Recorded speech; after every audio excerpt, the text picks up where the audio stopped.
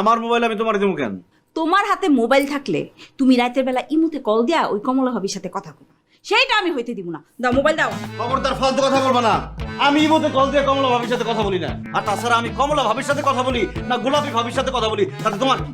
আমার অনেক কিছু, কারণ আমি তোমার বউ, তুমি আমার স্বামী। তুমি কথা বলবা শুধু আমার সাথে ভিডিও কলে কথা বলবা, তুমি আমার সব কিছু বলবা। খবরদার যদি কোনোদিন আমারে ছাড়া অন্য কোনো মেয়ের সাথে মোবাইলে কথা কইছো, একদম জিব্বা টাইনা ছিঁড়া ফেলাম, আর ঠোঁট দুইটা না সেলাই করে দিবি। কি বললি?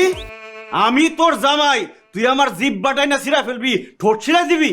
দেখ, ঘরের বউর মতো থাকবি, সম্মান দিয়া কথা বলবি, তাহলে থাপড়া কানমান ফাড়া ফেলাম একদম। তুমি আমার থাপ্পড় দিবা? দাও থাপ্পড় দাও, দেখি কত বড় সাহস। দিয়া ফেলাম কিন্তু, একদম দিয়া ফেলামু। দাও দাও থাপ্পড় দাও, দাও।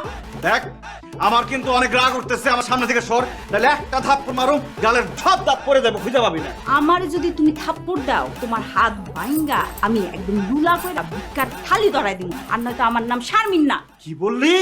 আমার হাত ভাঙ্গা তুই ভিক্ষার থালা ধরাই দিবি?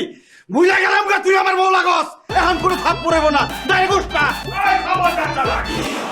আমার মায়ের উষ্টা মারার কথা চিন্তাও করবা না। তার গায়ে যদি একটা ফুলের টোকাও লাগে, এই বাড়ি কিন্তু আমি ভাঙ্গা ভালাবো কয়েকটা। এই বাড়ি কি আপনার বাপের টাকায় কিনা নাকি? আপনি তসমস করে ফেলাবেন। আরে জামাই শাসন করতেছে তার বউরে।